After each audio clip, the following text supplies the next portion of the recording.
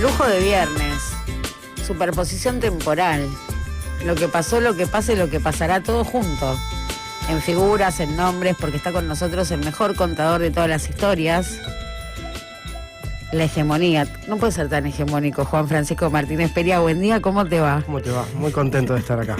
¿Solo contento o algo más? Muy contento. ¿Eso es lo único que te pasa? ¿O te pasa algo mal? ¿Estás cómodo? ¿No se me escucha bien? ¿Te sentís cómodo? Ahí, a ver. He estado mejor. Sí. Con sueño, pero bien. ¿Yo te pongo incómodo? No. No mientas. No. ¿Un poco?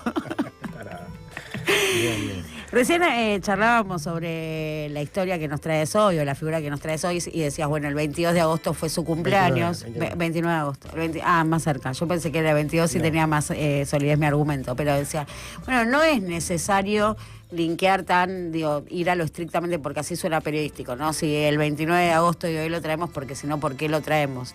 Y a mí me parece que hay figuras como que es tantas figuras, es tantos personajes posibles, ¿no? Y estamos hablando de Alberdi. ¿No es muchos personajes posibles, Alberdi? Bueno, esa es una buena introducción. Alberdi es una figura que, a diferencia de otras figuras fundacionales de la Argentina del siglo XIX, ha sido rescatado por distintas corrientes, ¿no? Que o sea, hay figuras como Mitre que en general, digamos, ha quedado fuertemente vinculado con la oligarquía, con la derecha, con el liberalismo más conservador. Sarmiento es una figura que, por distintos motivos, ha sido recuperado también por la izquierda, digamos, ¿no? Algún día podemos hablar de esto, como la izquierda de la Argentina. Polémico, ¿no? Sí, muy polémico, pero digo, como la izquierda de la Argentina tuvo mucha vinculación con la migración, y tuvo una mirada muy eurocéntrica, más allá de la migración, además tuvo una mirada muy eurocéntrica, hubo un engarce ahí de una celebración de Sarmiento, ¿no? Como una figura progresista. Bueno, yo me comí un garronazo con eso, porque mi mamá, que tiene una trayectoria en la FEDE, sí, claro, siempre me dijo el padre de la educación pública, claro, Sarmiento era intocable, me leía fragmentos, yo tenía que aprenderlo de memoria. En mi primer acercamiento al peronismo casi me muerden, me comen cruda.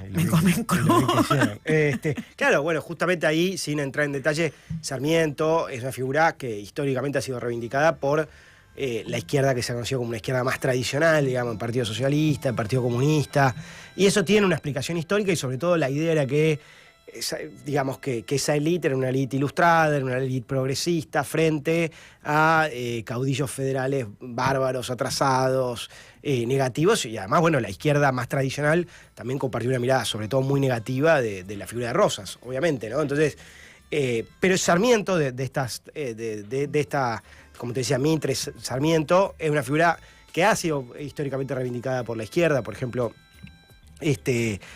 Aníbal Ponce, una figura muy importante de la izquierda argentina, un gran reivindicador de Sarmiento. Bueno, hay toda una trayectoria que lo reivindica. Alberdi es una figura que paradójicamente, varias cosas. Primero y principal, hasta que lo retomó Milei y el gobierno, no era una figura que en las últimas décadas estuviera realmente en la palestra, estuviera fuertemente... No, pero hay un ordenador alberdiano de nuestra dinámica política, bueno, subyace. Es el cargo de la Constitución.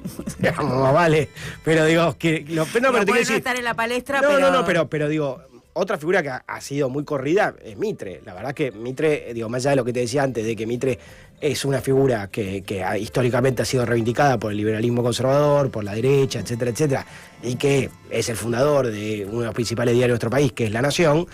Los últimos 20 años no es que Mitre, o más, no es que Mitre permanentemente ha sido reivindicado o que ha generado muchos debates. De hecho, cuando el kirchnerismo empezó a cambiar los billetes, una de las cosas más lindas que hizo fue sacar a Mitre a la mierda de los billetes, y lo hicieron muy sutilmente, ¿viste? Lo otro lo que hacían era, te ponían, no lo sacaban, te imprimían 10 de Roca, 150 de Evita, y había más de Evita. Lo mismo hicieron con el Sarmiento, hicieron el de Malvinas y el del Gaucho Rivero, y había más de Evita, y así sucesivamente. Y el de Mitre, como Mitre estaba en billete de 2 pesos, chau, sacaron, pusieron la moneda y olvídate, ¿no? Por debajo del radar, claro, sin hacer mucho pero yo te puedo asegurar que quien pensó eso tenía muy claro lo que estaba haciendo, digamos. No lo hicieron muy explícitamente, pero yo estoy seguro, digamos... No fue inocente, por supuesto. No fue inocente para nada, digamos, porque el kirchnerismo abrevó mucho en esta tradición nacional, popular, revisionista, antimitrista muy fuerte. Y anti también Sarmiento, como vos bien decís, el peronismo fue fuertemente históricamente ha estado fuertemente en contra de Sarmiento. No, voy a contar cómo termina esta historia, ¿no? Porque yo empecé con una primera infancia, acercamiento al peronismo, y esto concluye en la maternidad, primer fiesta temática de mi hijo. De Sarmiento, la fiesta. No, todo tema Chacho Peñalosa, torta de Chacho Peñalosa, todos vestidos de Chacho Peñalosa. Delirio, y el souvenir era un pin con la firma del Chacho Peñalosa. Sí, listo, quería cerrar ¿Esto es real? Real, tengo las fotos, todo. ¿A qué edad es esto? 7 años. Te voy a mostrar la foto de la torta. La foto del Chacho, la foto de la torta del Chacho Peñalosa. Increíble, ¿no? Fiestón. ¿Quién te hizo la torta? La mandé a hacer, no soy una artesana. Qué bueno. Una artesana de la repostería que no era, no me cobró el 3% de nada, quiero aclarar. La pastelera. Bueno, es excelente. Yo creo que habría que hablar más de eso que de lo que es la columna, pero bueno, la cuestión es que te decía que Sarmiento siempre fue una figura muy en disputa y que en las últimas décadas ha vuelto permanentemente, ¿sí? El himno no, el Palacio Sarmiento, esto, lo otro. Sarmiento sí ha sido una figura que ha estado muy presente siempre, digamos. Y Alberdi es una figura que no ha generado tanta polémica históricamente, que como te decía antes, en las últimas décadas ha sido una figura bastante poco referida públicamente, y que, digamos, Milei lo vuelve a poner sobre la opinión pública, la centralidad de la opinión pública, ahí generando cierto debate en torno a su figura. Y como vos ya anticipabas antes, Alberdi es, yo te diría, el único de los tres, digamos, que, bueno, Roca también es otra figura particular, que después en todo caso otro día podemos hablar, pero es el único de los tres que sí ha sido retomado por todo el mundo, digamos, ¿no? Quiero decir, ahí hay una gran particularidad, ¿no? Me parece que, como vos decías, Sarmiento puede haber sido tomado por una parte de la izquierda, pero definitivamente no por la tradición nacional y popular en un sentido amplio, o por izquierdas nacionalistas, todo lo contrario, siempre lo mataron a Sarmiento. Mitre también es una figura que muy discutida súper discutida por el revisionismo histórico, o sea, el revisionismo histórico de cuño nacional y popular y de izquierda nacional. Y Alberdi, a diferencia de esto, ha sido reivindicado por mucha gente, digamos, ¿no?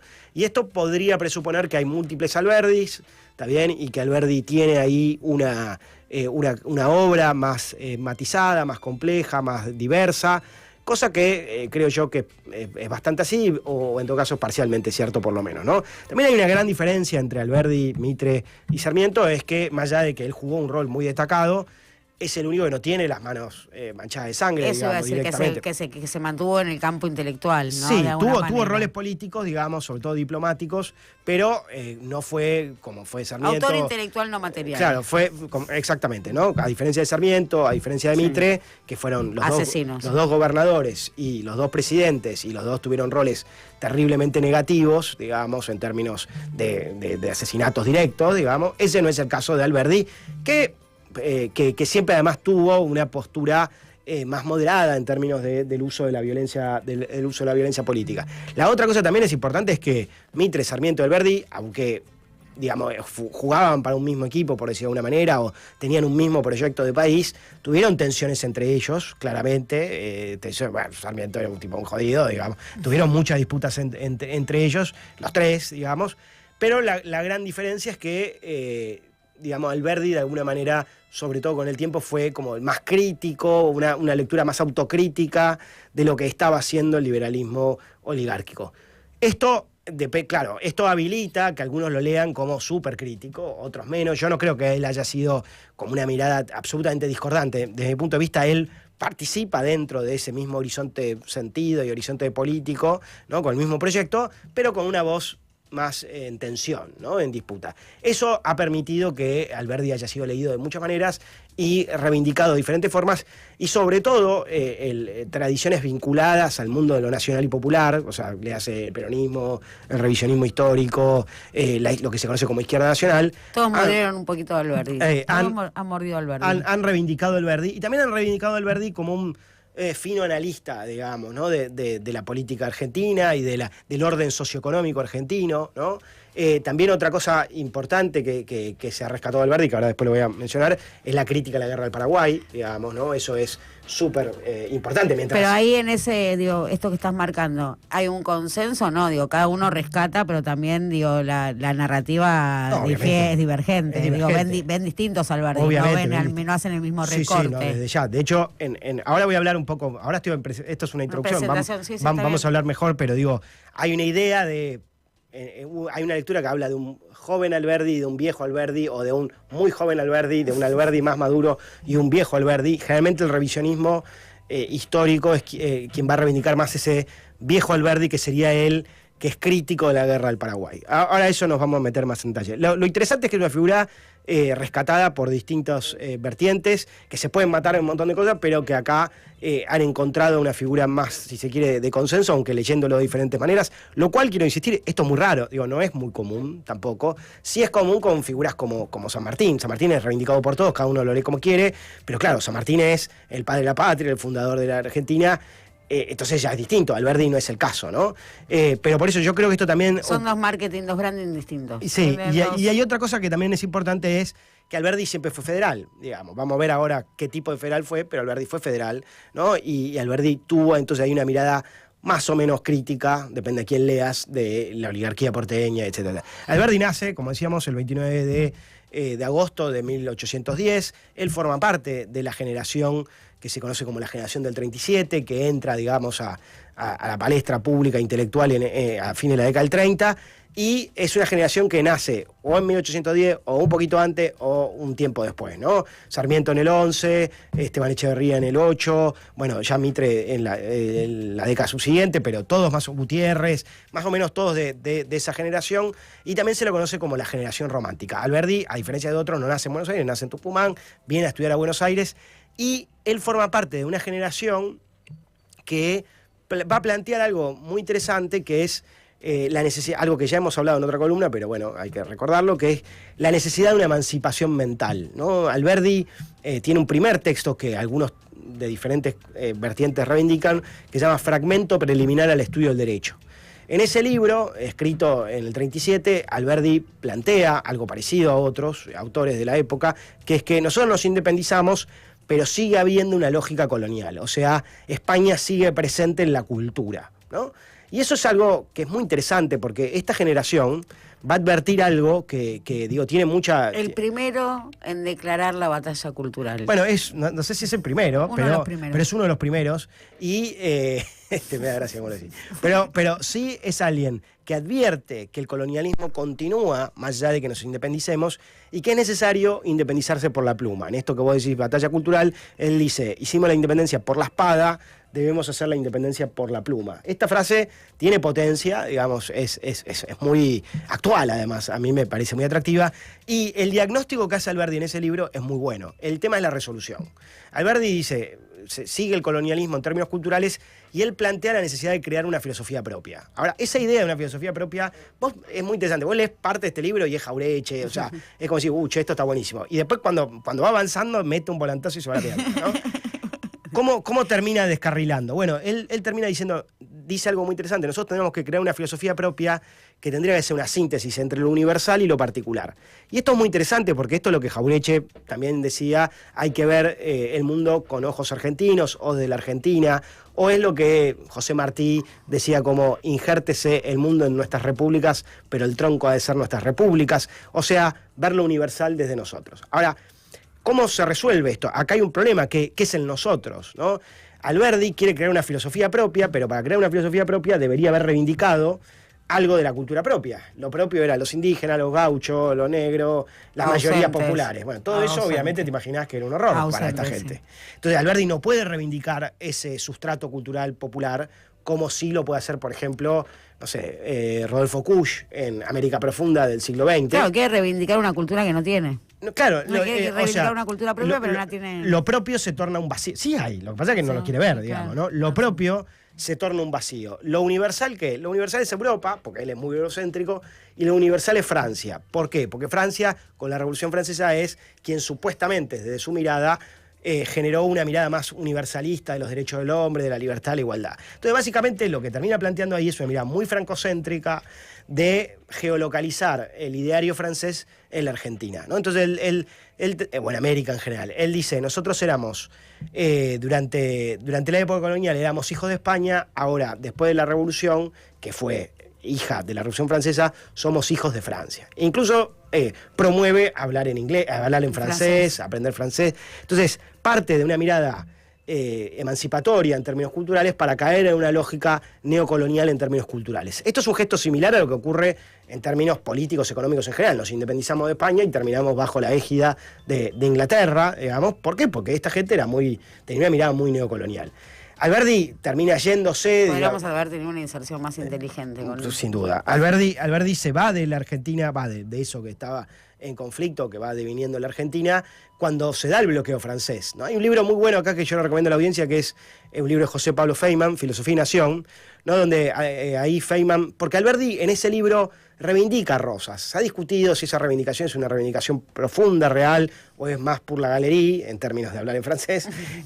Pero lo que es muy interesante acá, lo que dice Feynman es, cuando se da el bloqueo francés en 1938, Alberdi se enfrenta entre la civilización y lo propio y decide irse con la civilización universal, con Francia. Entonces se va, reivindica el bloqueo, reivindica Francia, se va a Uruguay y después, bueno, en su periplo, digamos, del exilio, va a estar mucho tiempo en Chile. En Uruguay, antes de meterme con lo de Chile, en Uruguay él va a plantear algo muy interesante, que va a volver de vuelta al tema de la filosofía americana.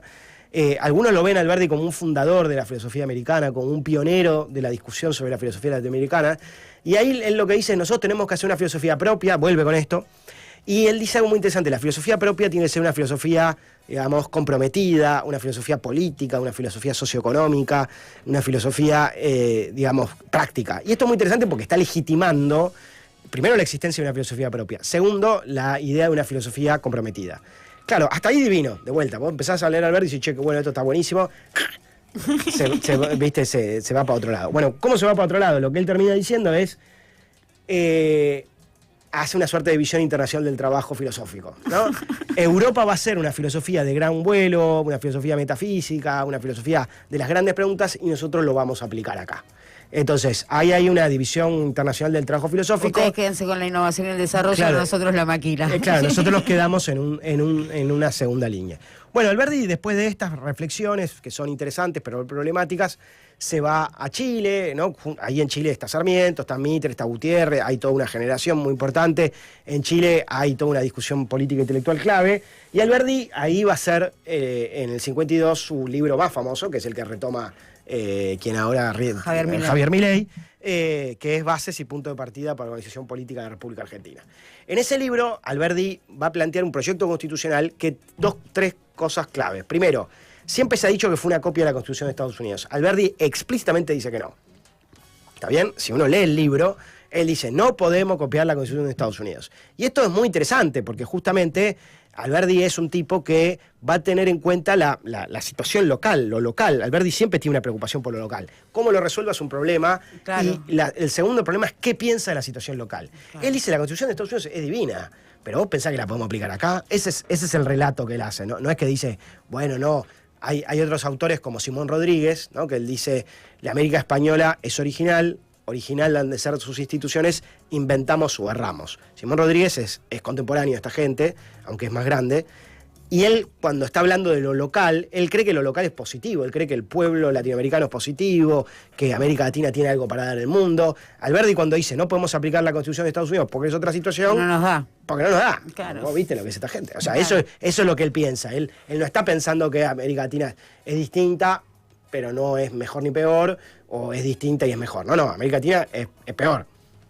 Es más atrasada, es más bárbara. Entonces la Constitución de Estados Unidos no se puede aplicar. Para que sea liberal hay que conducirla, hay que adoctrinarla y hay que... Y bueno, entonces Alberdi... un trabajo previo antes de ser liberal. Alberdi tiene una mirada, digamos... No, es que esto es el liberalismo de verdad. El liberalismo de verdad es racista, es eurocéntrico, es colonial, es elitista, es paternalista en el mejor de los casos. Alberdi dice, la Constitución de Estados Unidos no se puede aplicar porque es muy democrática, muy federal. Obviamente es discutible eso, pero eso es lo que él creía.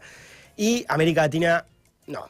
Y entonces ahí él, en ese libro, además tiene una cosa muy importante, está muy preocupado por la guerra civil, ¿no? Y Alberdi va a ser algo, por eso también Alberdi puede servir para muchas lecturas distintas. Alberdi es un tipo que promueve un proyecto de unidad, digamos, ¿no? Y un proyecto de una unidad que no es solamente, bueno, démonos las manos, sino de entender las causas históricas por las cuales hay unitarios y federales. Lo que él está diciendo es... Bueno, fue un insustituible la conformación del Estado Nacional.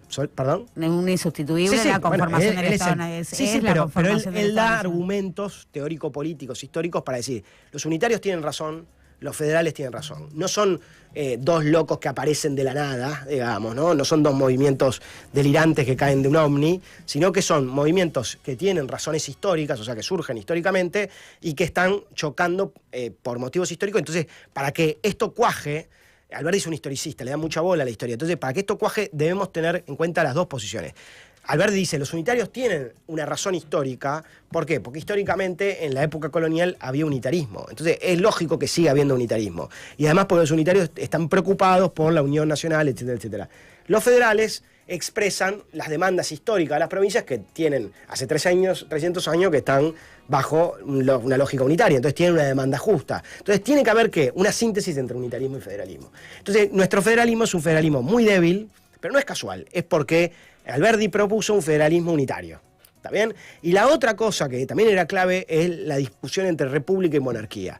¿Qué tenemos que tener, no? Y Alberdi dice, la verdad es que nosotros tenemos 300 años de monarquía. Vos no podés saltar de 300 años de monarquía a una república federal de base y democrática. Eso es lo que él cree, ¿no?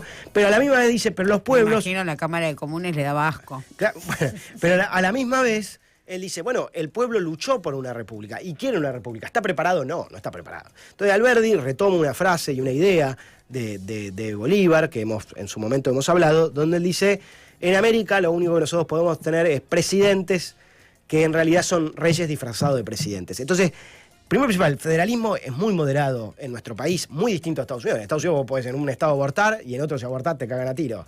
En uno tenés pena de muerte, en otro no tenés. En uno podés fumar marihuana, en otro no. Acá no, eso no existe acá. Acá hay un federalismo muy, muy limitado y a la misma vez el presidencialismo argentino es mucho más fuerte que el de Estados Unidos. Obviamente que Trump es un presidente mucho más poderoso, porque Estados Unidos terminó siendo una gran potencia, pero... Sí, los factores de poder políticos están muy, divididos. Una cosa es el Pentágono, le marca límites al presidente. Acá institucionalmente se creó un hiperpresidencialismo, con una Cámara de Senadores que venía a jugar como una Cámara de Lores. ¿Está bien? Claro. La otra cosa fundamental, digamos, es el proyecto migratorio. Ayer fue el día del inmigrante argentino, del inmigrante en la Argentina, y el proyecto migratorio, quiero insistir, Alberdi no es el que lo inventa. Este es un proyecto compartido por las élites. Las élites querían cambiar a nuestra población, las élites latinoamericanas. Lo hicieron de tres maneras. Una, genocidios. La manera más extrema, genocidios en la Argentina, genocidios en Chile, genocidios en México, obviamente más allá de los genocidios previos. Otra, la educación. La educación, que es la que más linda, es un proyecto claramente de cambio cultural, digamos, en términos de un proyecto eurocéntrico. Bueno, ni hablar de domesticación, es en todos lados, digamos, sí. Pero además de domesticación es un cambio cultural, digamos, ¿no? De arrancar esa barbarie. Por eso Sarmiento quiere que sea universal, no solamente porque es un amor, sino porque quiere, sobre todo porque quiere cambiar. Por el concepto de dominación que plantea Exactamente. Y el tercer proyecto, o la tercera forma de cambiar la sociedad, es a través de la migración, ¿no? Y eso fue algo generalizado, pero funcionó mejor, entre comillas, en la Argentina. Y Alberdi en ese libro tiene frases muy, muy racistas, donde Alberdi dice... el mejor de nuestros gauchos es peor que el peor de los zapateros ingleses británicos, ¿no? ¿Quién de nosotros se atrevería a casar a su hija o a su hermana con un príncipe indígena? A nadie, pero con un zapatero inglés sí. Entonces, hay una idea de un cambio poblacional y una idea de traer ese zapatero inglés como un cacho de civilización. Ese proyecto va a ser un proyecto clave y fundamental. Y muy racista, y de hecho está en nuestra Constitución, el artículo 25 sigue estableciendo, digamos, una preeminencia de la migración blanca europea. Y ya para terminar... ¿En la Constitución está explícito? Sí, está explícito, ¿no? Se dice, está abierto a todo el mundo, pero especialmente, digamos, a la población europea. Y para terminar, Alberdi, digamos, fue crítico de la guerra al Paraguay, ¿no? Él, cuando se va organizando la Argentina, digamos, oligárquica, él tiene varias discusiones con Mitre, con Sarmiento, critica la mirada histórica que propone Sarmiento, propone Mitre, por ejemplo, reivindica lo que él llama una democracia bárbara artiguista. Hay cierta reivindicación de los gauchos, es muy crítico de la violencia totalmente desmedida hacia los federales, ¿no? Le dice a Sarmiento, ¿no? Si nosotros matamos a todos, después van a venir a matarnos a nosotros, tiene que haber un proyecto más consensuado, más moderado. Efectivamente, Alberdi era el más moderado de los tres. Y la guerra del Paraguay es la guerra del Paraguay, ¿no? Que arranca a fin del 64 y termina en el 70. Bueno, Alberdi es un gran crítico de la guerra, critica el genocidio de la guerra, critica la violencia de la guerra, pero, con esto quiero terminar, y esto tiene que ver con las distintas lecturas que se hace, eso es lo que más se celebra de Alberdi, ¿no? El viejo Alberdi es el Alberdi celebrado por la lectura revisionista. ¿Por qué? Porque Alberdi critica a la historiografía que hace Mitre, critica la violencia de la guerra de Paraguay, e incluso empieza a ver medio, digamos, tímidamente, de forma crítica, también cómo terminó el proyecto migratorio. Claro, porque no vinieron lo que le querían. No es porque el tipo defendiera a los pueblos originarios de los gauchos, sino que resulta que esta gente que vino no eran los ingleses que ellos esperaban. No era el zapatero inglés. No era el zapatero inglés, sino que era gente pobre de España, Italia, el este de Europa, judíos o del mundo otomano, que obviamente que para ellos era espantoso también. Ahora, Alberdi critica la guerra y critica profundamente la guerra, y eso creo que es algo que obviamente merece reivindicarse, pero tiene una mirada muy distinta a quienes critican la guerra posteriormente. ¿Por qué? Porque generalmente lo que se dice es que detrás de Brasil, detrás de Uruguay y detrás de Argentina estaba la mano invisible de Inglaterra, y que esa fue, digamos, una cuádruple alianza, fue una guerra imperialista, etcétera, etcétera. No es lo que piensa Alberdi. No, Alberdi cree... ¿Qué critica Alberdi? Alberdi critica el horror de la guerra, critica todo esto espantoso, pero Alberdi en realidad dice todo lo contrario. Él dice que la guerra del Paraguay tuvo que ver con el intento de apertura de Francisco Solano López, ¿no? Paraguay, otro día podemos hablar, Paraguay tuvo un proyecto muy aislacionista, digamos, ¿no? Y, ¿el primer populismo latinoamericano? Otro día. No me gusta ese término, pero el espíritu está bien, sí. Y Paraguay, según Alberdi, se quiso abrir, digamos, ¿no? Y se quiso vincular con Inglaterra, y fue sobre todo Brasil quien buscó oponerse a eso, ¿no? Entonces, la lectura que hace Alberdi, a pesar de que moralmente es interesante, es mejor que las otras, que no solamente la apoyaron, sino que participaron, me refiero a Mitre, Sarmiento, directamente participaron, dirigieron la guerra. Alberdi la critica, pero no está criticando a Inglaterra, es otra cosa, ¿no? Él lo que está criticando es, sobre todo a Brasil, a la Argentina, por oponerse a esa apertura de Paraguay. Especial, ¿eh? Qué buen momento, Juan.